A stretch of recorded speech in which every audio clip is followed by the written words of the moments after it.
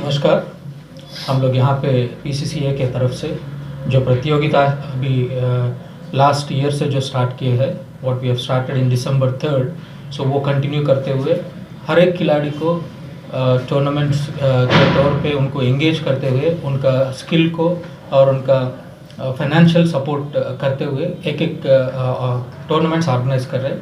The first tournament recently organise करे after Covid. मैं before Covid के बारे में नहीं बोल रहा हूँ, आफ्टर कोविड के बाद में दिसंबर से हम लोग ये प्रतियोगिता शुरू किए हैं। भिवानी में पहला प्रतियोगिता किए है, उसके बाद में नागपुर में एक प्रतियोगिता हुआ है और रिसेंटली नोएडा में एक प्रतियोगिता हुआ है, जिससे एक एक खिलाड़ी को उनको एक संदर्भ मिलता है कि वो लोग अपना हुनर दिखाए और जो भी अगर if they are not playing continuously they will lose their game. So we don't want them to lose their game, so that they get into the practice and get into the match and take the opportunities and highlight themselves. So we as a team of PCCA, we have with us Mr. Lohia ji, Surendra Lohia ji, who is PCCA president, and we have Mr. Ravi Chauhan, who is general secretary for PCCA. We are all hard working here to actually uplift this game for the disability cricket. And this has to be identified by the national level teams and international level teams, and it has to be recognized, because this is not the disability which is stopping us. So this is the ability of an individual with all the disabilities physically still attaining to the goal what they are looking for. So no disability or no ailments will stop them to reach their goals. Thank you. Sir बताओ, physically challenge players हैं, उनको पुस्तक तो मिला, लेकिन जो platform उन बच्चों को मिलना चाहिए, प्लेयर्स को मिलना चाहिए, वो अभी तक क्यों नहीं मिल पा रहा? ये एक्चुअली डिफरेंट प्लेसेस में स्कैटर हुआ है। अभी तक जो कोशिश हुआ है प्लेयर्स के तरफ से वो वाकई तारीफ़ काबिल है, बट ऑफिशियल्स भी एक टूर्नामेंट कंडक्ट करने के लिए प्ले का जितना ज़रूरत है उनको प्रोजेक्शन देना, उनको फाइनेंशियल सपोर्ट देना, उनको हेल्थ वाइज सपोर्ट देना, उनको ट्रैवल अलाउंसेस देना, उनका खुद का every person will come with different backgrounds. So उनको वो लेवल से सपोर्ट लेने के लिए ये हम लोग we are taking the support of the government and political people and big councils like BCCI भी ये प्रतियोगिता में अगर हम लोगों को सपोर्ट करेंगे, विच करने के लिए they are willing to do. So वो लेवल पे जाएंगे तो हर एक खिलाड़ी को अपना अपना हुनर दिखाने के लिए और उनको मिल जाएगा जो फैसिलिटीज़ उनको मिलना है, minimum basic facilities they will be getting that. लंबे समय से BCCI से एफिलिएशन की बात चल रही है, तो वो किस स्टेज तक हम मैच्योर कर पाए? अब रवि जी बात जी, रवि जी बोलेंगे। सैनी साहब, हो सकता कल ये एफिलिएशन मिल जाए।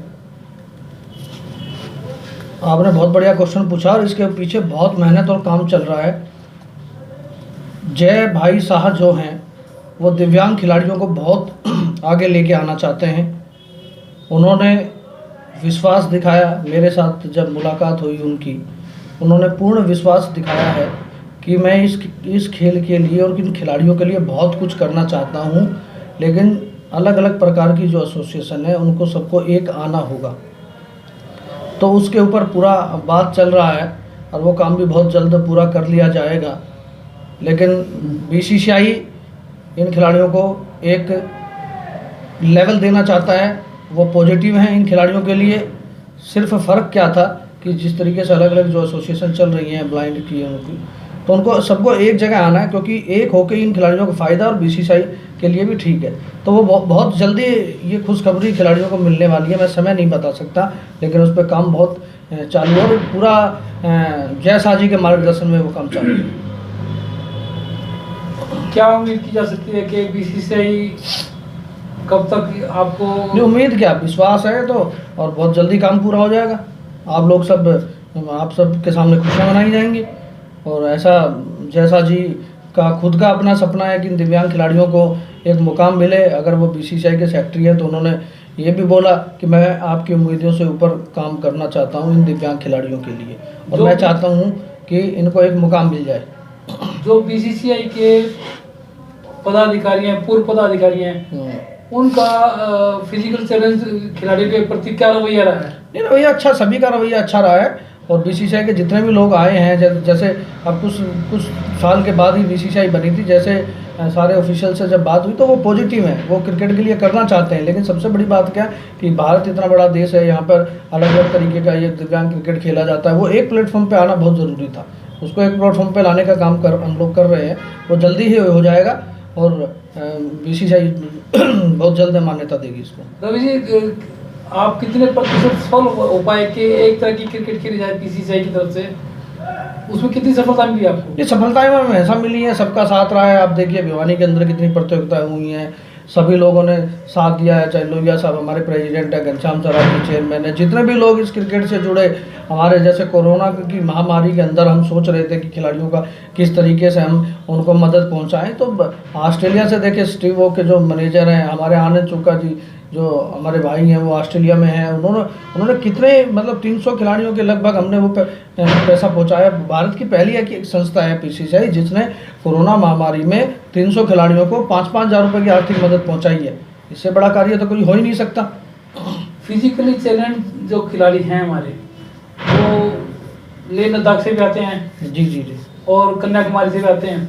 देखो जी, कश्मीर से लेकर कन्याकुमारी तक सब जगह क्योंकि तो आते हैं। तो अगर आप एक कॉमन प्लेस पे टूर्नामेंट ऑर्गेनाइज करते हैं तो किस प्रकार की दिक्कतें आती हैं?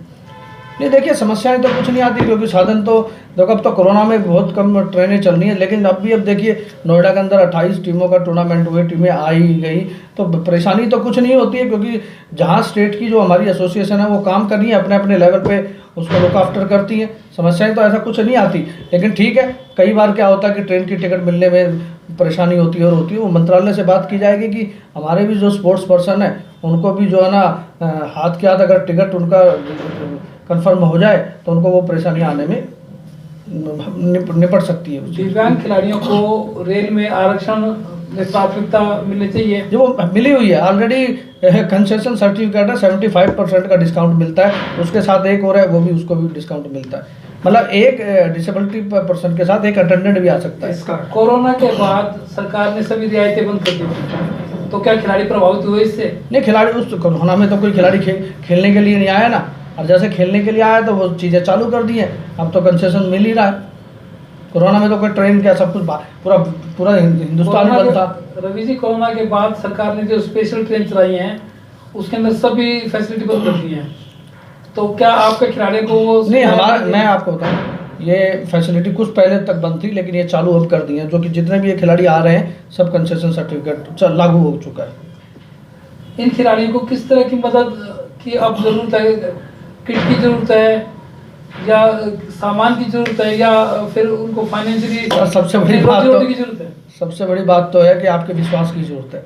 अगर आपका विश्वास उन पर बना रहा तो वो हर मुकाम पा सकते हैं। जिस तरीके से मैंने बोला कि बीसीसीआई पॉजिटिव है, जय भाई खुद पॉजिटिव है, वो करना चाहते हैं दिव्यांग खिलाड़ियों के लिए और बहुत कुछ करना चाहते हैं। उन्होंने मतलब उनका पूरा हमें मार्गदर्शन, उनका पूरा सहयोग है और बहुत जल्दी हम लोग जो हैं उस मुकाम पे पहुंच जाएंगे जिस मुकाम पे आप दूसरे नॉर्मल खिलाड़ियों को देखते हैं। इनको भी वही सारी सुविधाएं मिलेंगी, बीसीसीआई इन सभी को वही सुविधाएं देगी। पिछले कुछ समय में जो बीसीसीआई टूर्नामेंट ऑर्गेनाइज करती थी उसमें आयोजक और प्रायोजकों की कुछ कमी खलती थी। आज आप किस स्तर पर पहुंच गए कि आपको प्रायोजक मिल रहे हैं?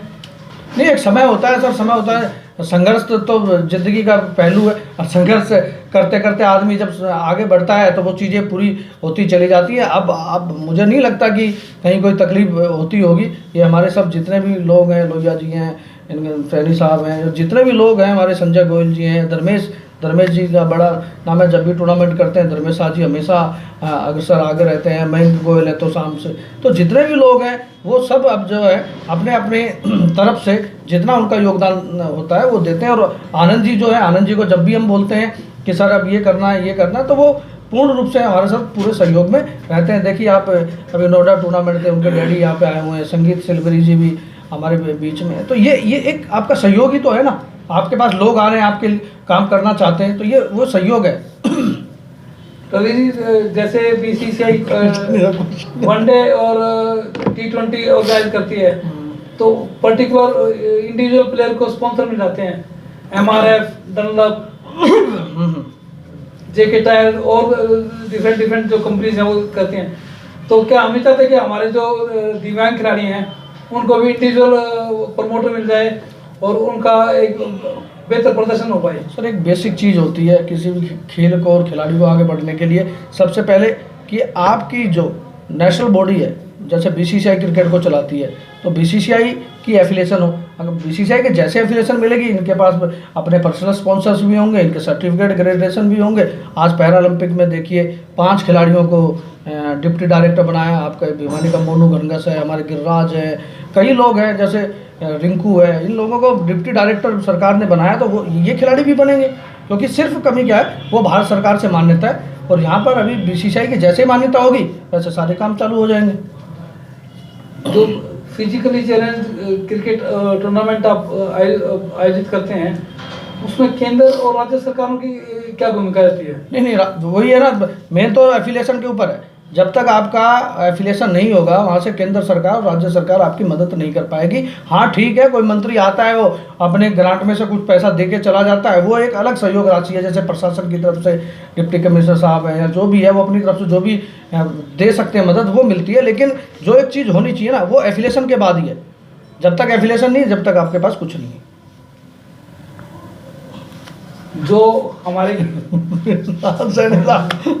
जो हमारे खिलाड़ी हैं उनको आपने प्रोत्साहन दिया, अलग अलग राज्यों में आपने प्रतियोगिताएं करवाई, तो इस जो परिदृश्य है, इसमें सबसे अच्छी टीम किस राज्य की निकल के आई है?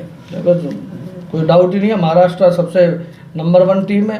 कि वो नंबर 1 टीम इसलिए है, उसमें स्टार खिलाड़ी हैं। अब देखिए 5-5 खिलाड़ी वर्ल्ड कप में खेले हुए, इंटरनेशनल स्तर के। उनका क्या है, वो लोग लगातार प्रैक्टिस करते हैं। और आपकी जो राज्य इकाइयाँ हैं, जो स्टेट एसोसिएशन है, उस पर डिपेंड करती है कि वो अपने खिलाड़ियों को किस तरीके से क्या क्या सुविधाएं देती है, किस तरीके से ट्रेनिंग करवाती है। तो वो निखार तो आप देख ही रहे। अब कल उन्होंने वर्ल्ड दिव्यांग T10 जीता है, उससे पहले नागपुर में 12 टीमों का नेशनल था, वो जीता है। मतलब 16वीं बार वो नेशनल क्रिकेट टूर्नामेंट की विजयी टीम बनी है। तो कारण तो इसके पीछे तो बहुत बड़े कारण है, क्योंकि वो प्रैक्टिस करते हैं, वो एक अच्छे खिलाड़ी हैं, वो अपनी लय में रहते हैं। जब भी इंटरनेशनल की बात होती है, सबसे ज़्यादा खिलाड़ी वहीं के होते हैं। सर, भविष्य में जो दिव्यांग क्रिकेट है, उसका क्या कैलेंडर है जो नए साल में आपने वो किया है? जैसे हम लोगों को थोड़ा रिकग्निशन मिल जाएगा, रिकग्निशन मिलने के बाद में we will be making a yearly calendar of the tournaments.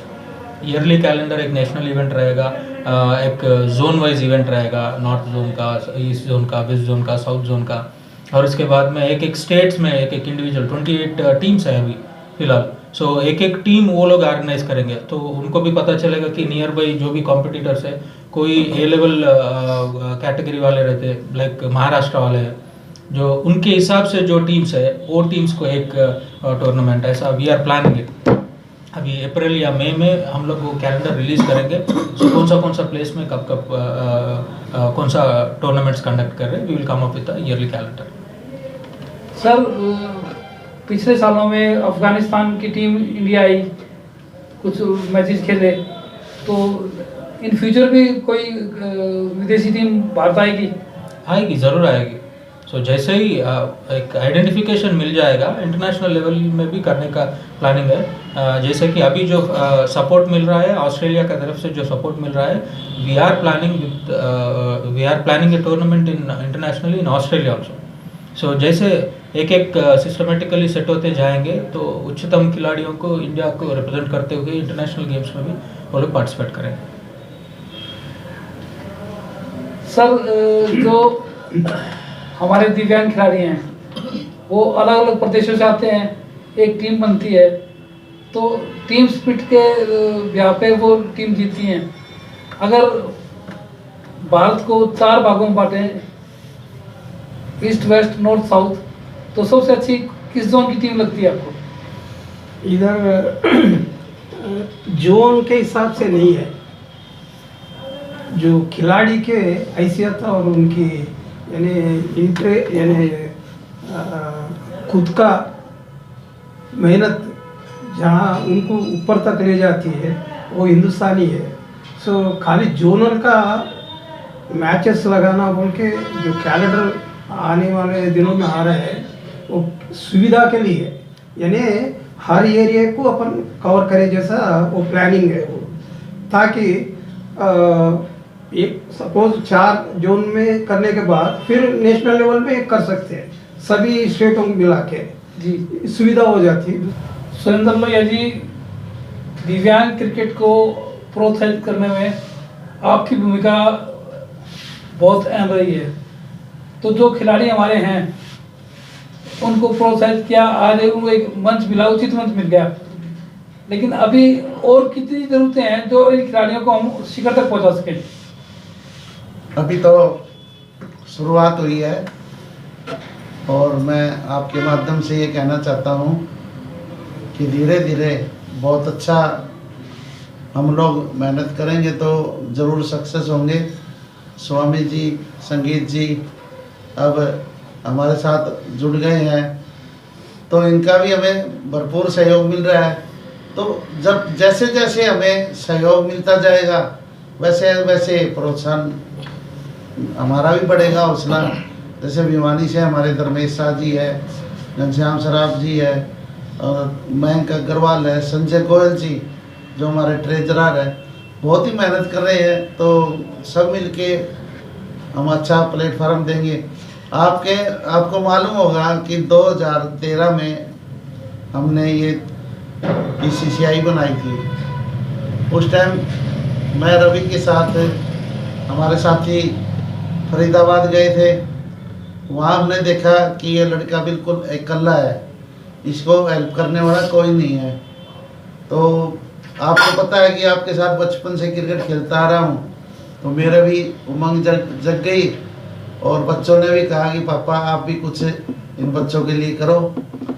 तब से हमने पीछे मुड़ के नहीं देखा, क्योंकि पहले ये खिलाड़ी हमारे दिव्यांग डब्बे में बैठ के जाते थे, लेकिन प्रभु की कृपा और आप लोगों का सहयोग से हमें इतना अच्छा प्लेटफार्म मिल गया कि अब हम इनका रिजर्वेशन करवा के देते हैं। जहाँ ज़रूरी होता है वहाँ ट्रेन से, और जहाँ ज़रूरी होता है वहाँ हम फ्लाइट से भी इनको भेजते हैं।